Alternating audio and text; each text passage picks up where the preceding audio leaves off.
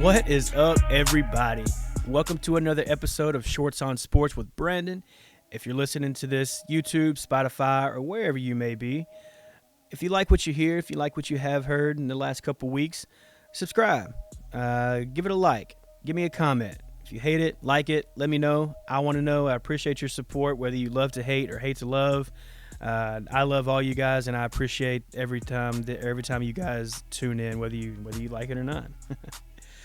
Today we're going to recap on the Tennessee-Georgia game, what we got right, what we got wrong, and we're going to preview our game of the week, Ohio State versus Michigan.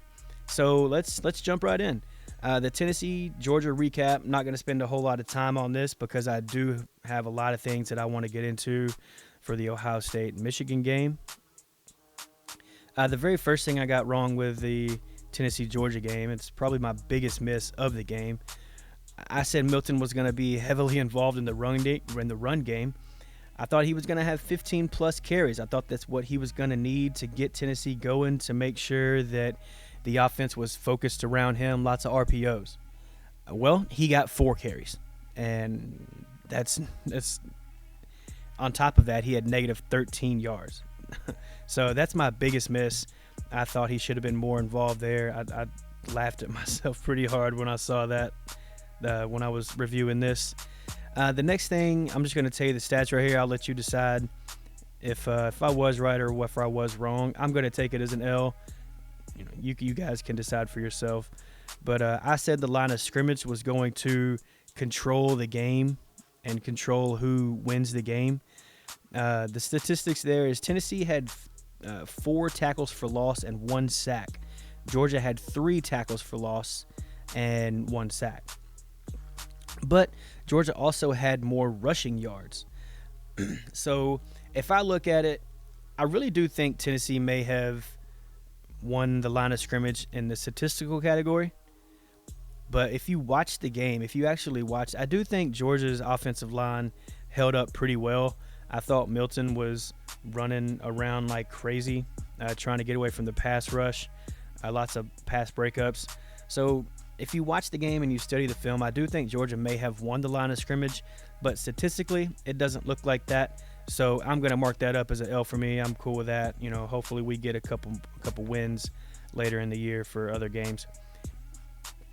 The other thing I'm going to count this as an L too. We said the score was going to be 32-20. The score ended up being 38-10. Was a total of 16 points off there. I do not consider that close, so that is a big L for me. What we got right, though, especially if you're a gambler, you're going to like this. We said that Georgia was going to cover.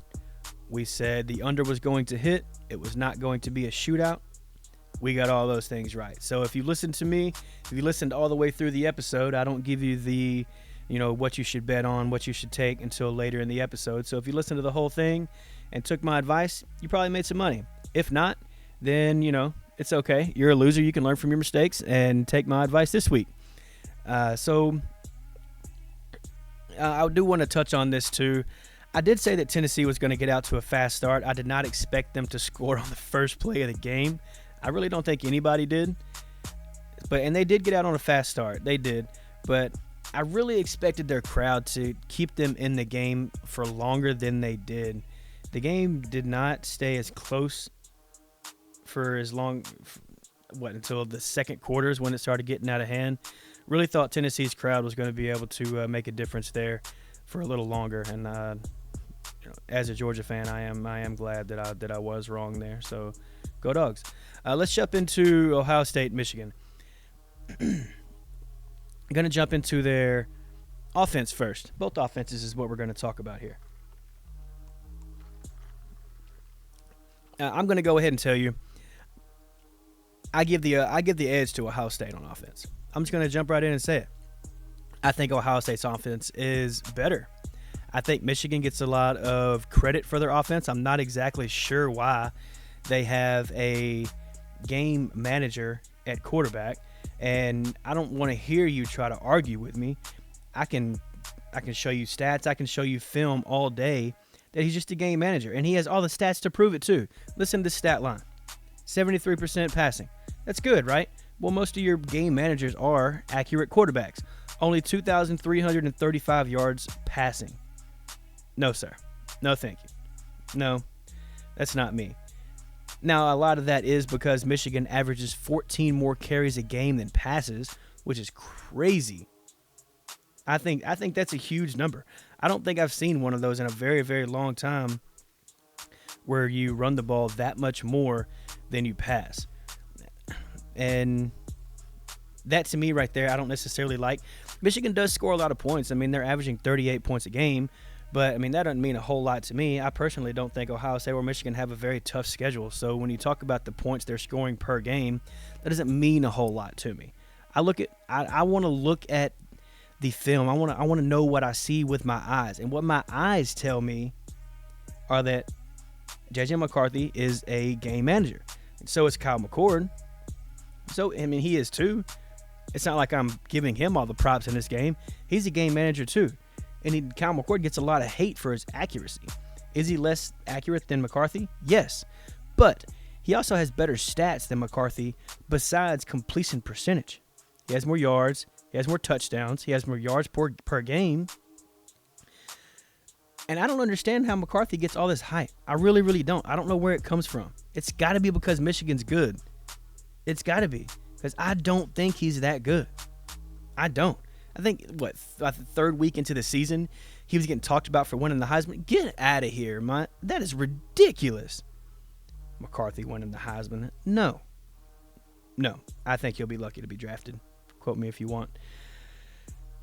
Back to the offenses. Back to both offenses. Marvin Harrison is obviously the go-to guy for Ohio State. If you have not heard of this guy, if you have not seen this guy, you must have been living under a rock for the last 2 years. He is the best receiver in the NCAA by a long shot. Dude is a freak. Michigan does have a guy they can go to, though. Roman Wilson. He's pretty good, too, man. He's got 10 touchdowns on the year. He had an injury last week, so maybe watch out for that to see how that may impact his play. But we have seen reports that he should be a go for this weekend. And I do think Michigan is going to need him to keep their offense moving down the field. As far as running the ball, both teams use one player as opposed to the two teams we previewed last week. Travion Henderson for the Bucks, or for the Buckeyes. I don't know how you weirdos say it up there, but I'm going to call you guys the Bucks. And then Blake Corum for Michigan. I'm going to give Michigan the edge here in running back. I do think Blake Corum is the better of the two. Which, just a side note, I do think Blake Corum is a little different after his injury last year. I haven't seen him with quite the same twitch quickness that he had last year. He doesn't necessarily. Last year, he looked like he was just running mean. Dude, I'm talking, if you got in his way, he was going to make you look bad, whether he had to go around you or through you. This year, I don't quite see that. He doesn't look like he's running with the same aggressiveness. I don't know if it's because the injury is still in his head or what. I would like to see him get out of that. Last year, I thought he was the best running back in college football. And you can harp on me all you want. We don't necessarily have a way to compare that. He was injured and couldn't finish the season. He didn't come out, so he couldn't get drafted. So I thought he was going to be the best running back in the class. Obviously, Bijan is having a great year. I'm not saying Bijan is not good. I just thought Corum was the best last year, and I'm really surprised this year. He doesn't look like the same Corum he did last year. Let's see. Let's go to defense. I want to talk about what we have going on there. I don't really see a real weakness in either defense so far. There are times where both defenses can kind of look lackadaisical. I don't know if they just get bored. I don't know if they get caught out of position and they can hide it really well or what. But usually the times these defenses get caught with their pants down or get scored on or struggle in a game, it's because they lack energy or lack effort, kind of look lackadaisical out there. And it may work against these other teams that you may play that are not very good that you're supposed to beat. But when it comes to a game like this, when it comes to the college football playoff, whichever team is in it, then that is going to hurt you. It's going to hurt you. The things that I am excited about to see on defense, I'm really excited to see who Ohio State uses to defend Marvin Harrison Jr. I'm really going to butcher this name, and I'm sure I'm going to say it wrong. But, your guess is as good as mine. It's Davison Igbinosun. Definitely said that wrong. Hopefully you know who I'm talking about. He's number 10 for Ohio State. So you have him, or I'm just gonna call him DI for the rest of this broadcast. I hope you. Is this a broadcast? No, podcast. Whatever, same thing. So DI or Denzel Burke. DI normally goes to the receiver. I do think he's the more cover corner that you got that Ohio State has, and I think he's going to make a bigger difference. I think he's going to be the one to probably face up with Marvin Harrison Jr. the most. I think that he's going to be the one to give it the best shot. He does seem like he is the better cover corner of the two. Even though Denzel Burke, he's not a slouch. He's like the third, fourth corner to come off the board in 2024, I believe, is where they have him sitting. So he's not a slouch either. Let's see, 1, 2, 3, 4, 5. He's the sixth corner on the board in the draft. So he's not a slouch either. He's pretty good, but I do think DI is the one to line up straight up on Marvin Harrison. I'm definitely going to pronounce this guy's name wrong too. I don't know what's going on with Ohio State's team. They just think they have to recruit everybody with a difficult name. But JT, defensive end, number 44. I'm not going to worry about his last name. You can find out who he is yourself. And he is fun to watch. I do think he is going to make a difference in this game. I think he is going to be the one to cause havoc off the edge. Michigan's offensive line is pretty good, so I do think it's going to be interesting to watch him against this offensive line and see what kind of success he can have. Jalen Harrell for Michigan, I don't understand why nobody's talking about him. Dude is a stat line stuffer. He's got like 6 sacks, 5 tackles for loss. I don't understand why people are not talking about him more.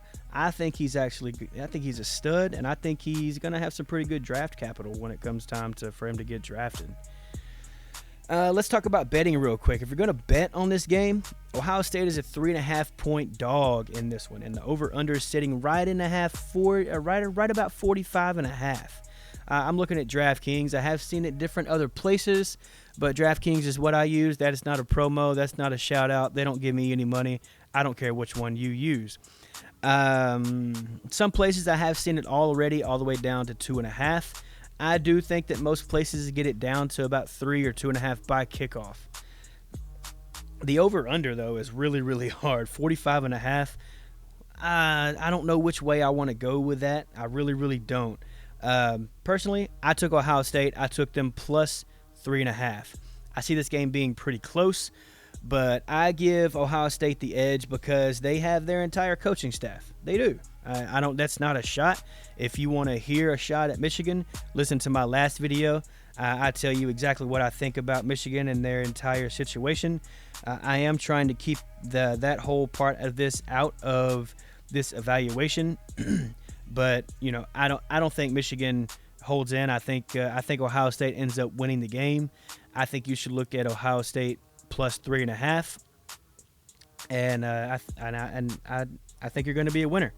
I think if you do that, then you're gonna bring home some money. That is not a guarantee. Do not sue me if you do not. This is all for fun. But hey, man, that's all I got for tonight. I hope you guys enjoyed the show. If you enjoyed it, don't forget to like, comment, subscribe, do all those things. I appreciate you guys. I love you guys. Thank you for the support so much, and I look forward to talking to you next week. Peace.